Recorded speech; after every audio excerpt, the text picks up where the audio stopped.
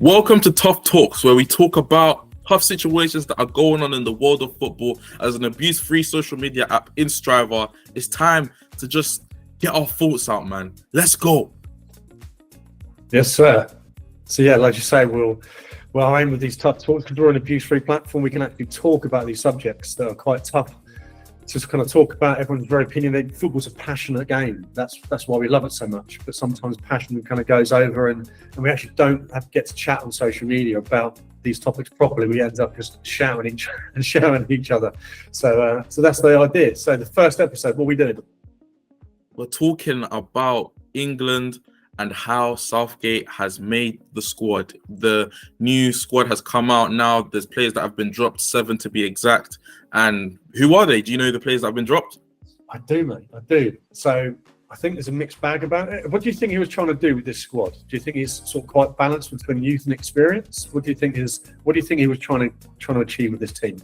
Obviously, trying to achieve is winning the Euros. But do you think he was kind of trying to balance it out? Because obviously, I think there's more attackers than defenders, which is great. I think maybe he's been guilty of being a bit negative in games. I think my opinion is that you kind of have to be a bit negative in the group stages because it's, you can kind of go out, and if you lose your first game, you kind of may go out already. So I think he kind of is very cautious to begin with, but then I think you've just got to go for it. I think as England fans, we'd rather lose 3-0 than 1-0, and if we've gone for it. Do you know what I mean? Yeah, 100%.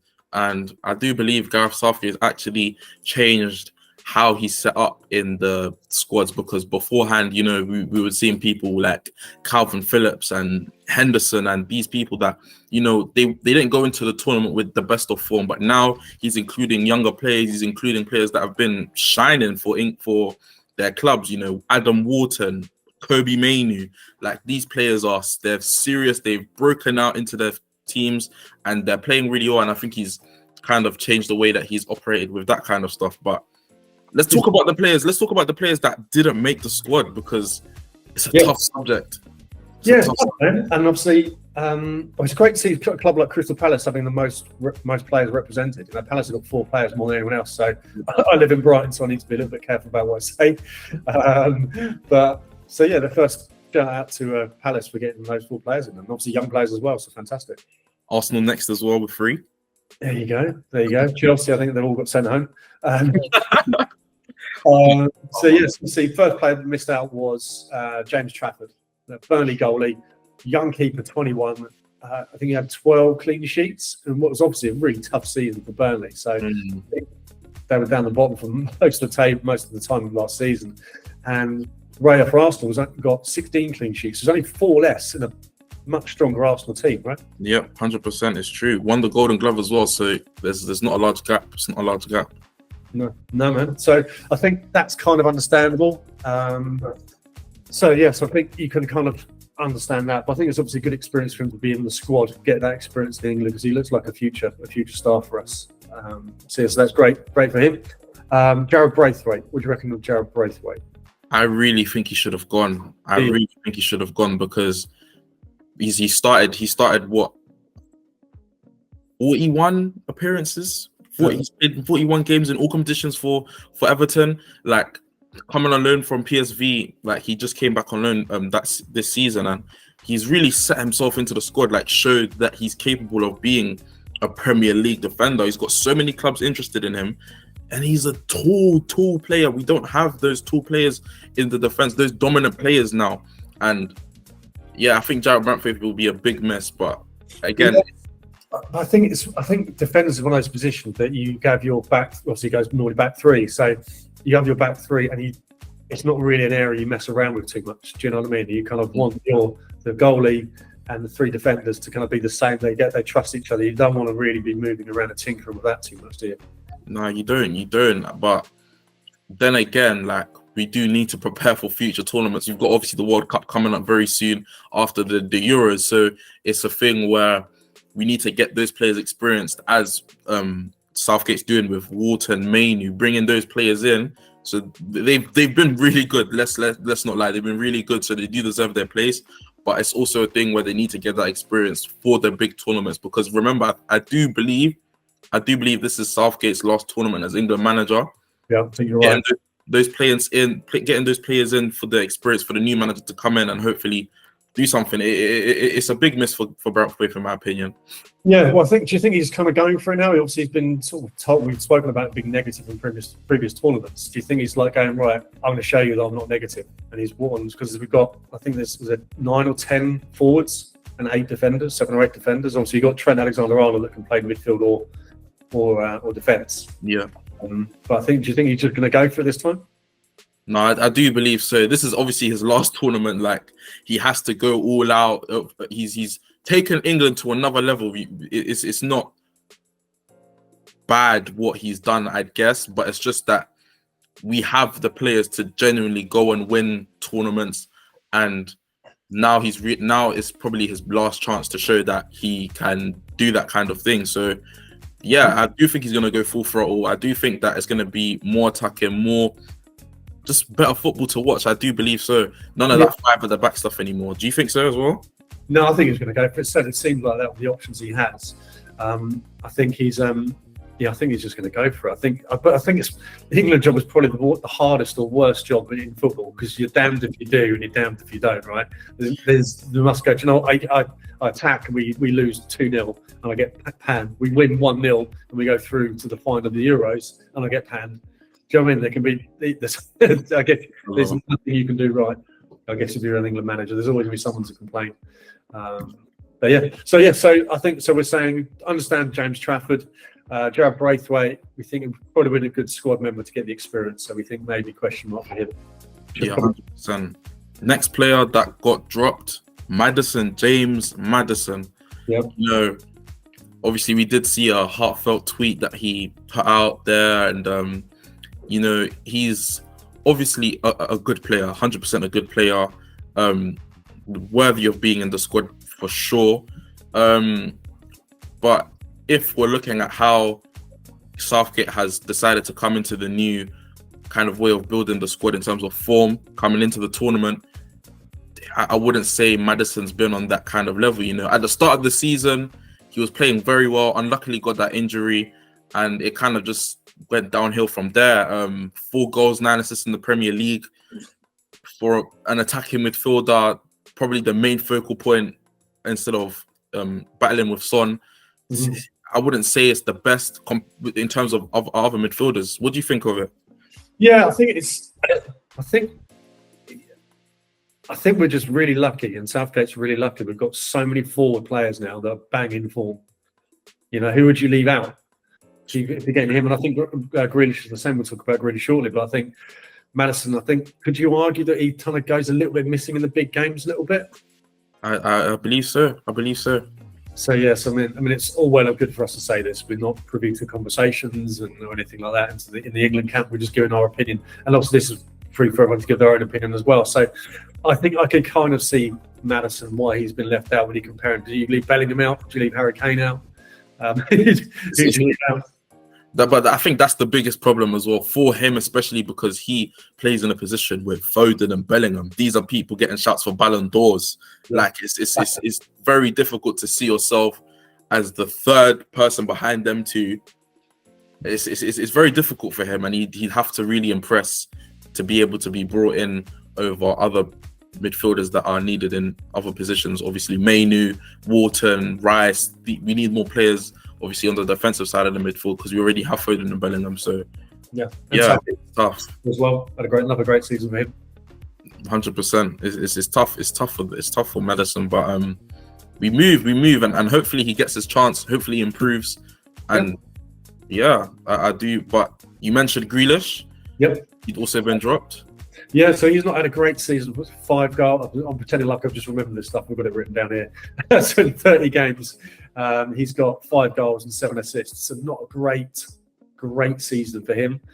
As a person, I think he's a great guy. Obviously, does loads of stuff with young people who suffer with disabilities and stuff. So he seems like a decent person, despite his haircut. I think you look at his haircut, and you're probably not going to be great.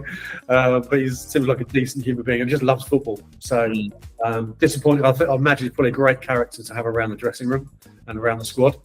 But I think you can understand him. I think it's just bad for him and Maddison, where they've just had so many forwards that are banging form, and you just like, well, you have to be so picky. And I imagine it wasn't an easy decision. Probably they went through and goes, right, who's in? We've got these 15 players, these 12 players we've got to get in.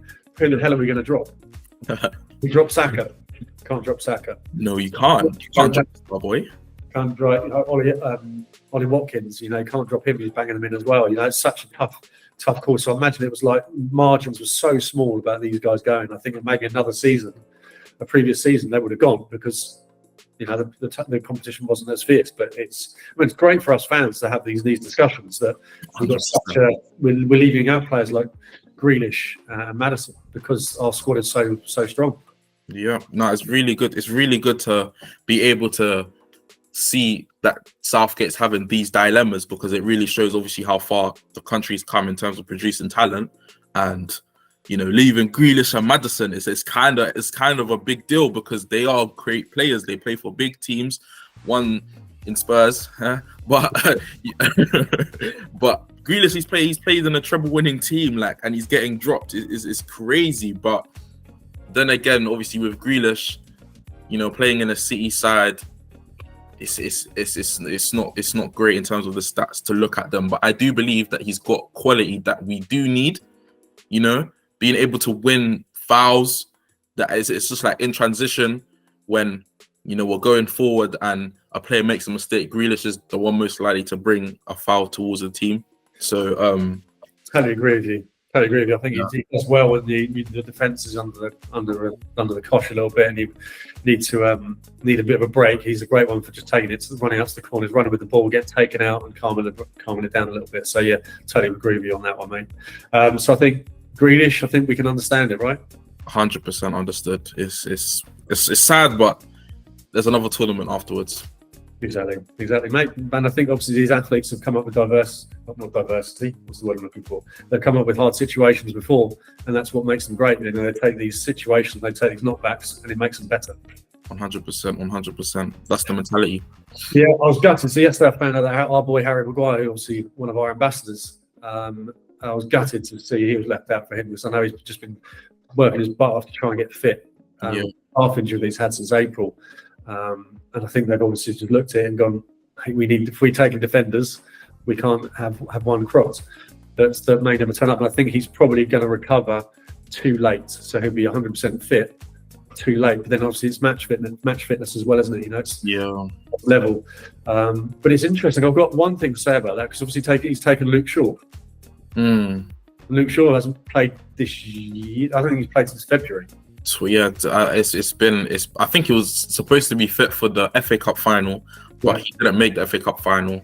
Yeah. So yeah, I don't understand that situation, to be honest. Yeah, and maybe it's like we said with so many other defenders there already. You know, you can't justify them because obviously Luke Shaw was more of a sort of outside rather than a centre back. He's more of a sort of left back, isn't he? Yeah, but we've seen Trippier play there, left back. We've seen Gomez play there for Liverpool at times. So I do think Southgate's got contingency plans if obviously Shaw's not fit for the tournament.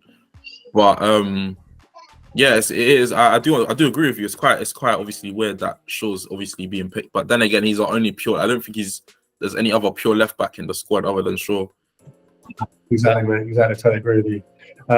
So gutted for Harry, but you know what he's like. He comes back stronger every single time, doesn't he? You know. 100%. I think he had a good early part of the season. So like November, Tommy was Player of the Month. I think he'll Player of the Month a couple of times this season, but then obviously just got injured and he's just been struggling with it all season. So gut for him, but if he's injured. There's no decision to make, right? If he's injured and he can't take him along, he's injured. There's nothing you can do about it. No, the final player, Jarrell Kwanzaa. Yeah. He's a great player. There's no doubt about it. He's a great player. Obviously coming in for Liverpool.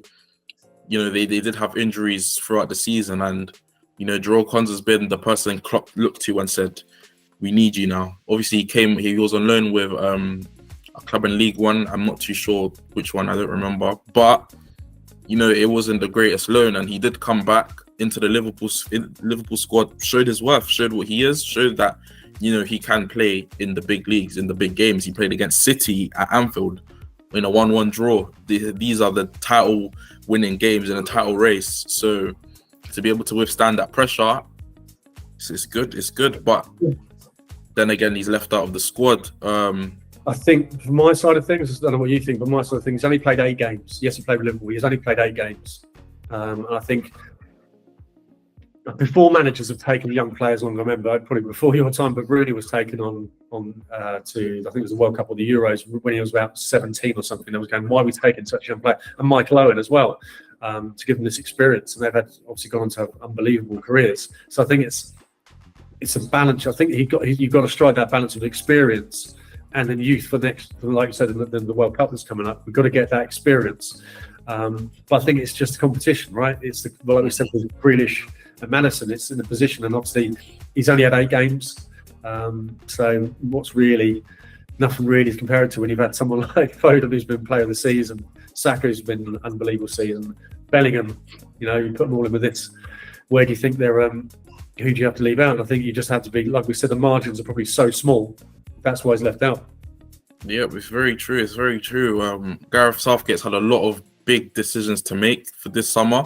Obviously, this Euro is being so important to us after the loss in the 2020 Euros. That was very tough for us to handle. Obviously, in our home country, in England, in Wembley, it was our chance to win the whole thing. Yeah. But I do believe all the other nations have grown in terms of bringing more talents through. So it's going to be way more difficult than it was last time out. So I think the squad's prepared. Do you think we can do it? I think so. I'm really superstitious though. So if I say we're going to make it, I don't think we will. So I'm just going to say I think it looks positive for us, and I think we're obviously going in. We're the favourites going in. The last sort of 2 or 3 tournaments, we've gone semi-final, final, quarter-final, I think, haven't we? The semi-final. So the form's getting there. We've got experience of playing these big games now, right? Yeah, this is the last year we finally beat the Germans. We finally won a penalty shootout. All these little boxes are being ticked that you have to go through to win championships. And I think, you could say that it's ours to lose, really. No, it's going to look good. It's going to look good. Good summer coming up, and hopefully England and Southgate can pull it off. Nice to chat to you, Tim. You too, man. So don't forget. Striver's all about your opinion, so we want to hear want you to have your say. So respond to the video either with a comment or with your own video, and let's get stuck into these conversations. Come on, England! Come on, England! It's coming home, mate. It's coming home.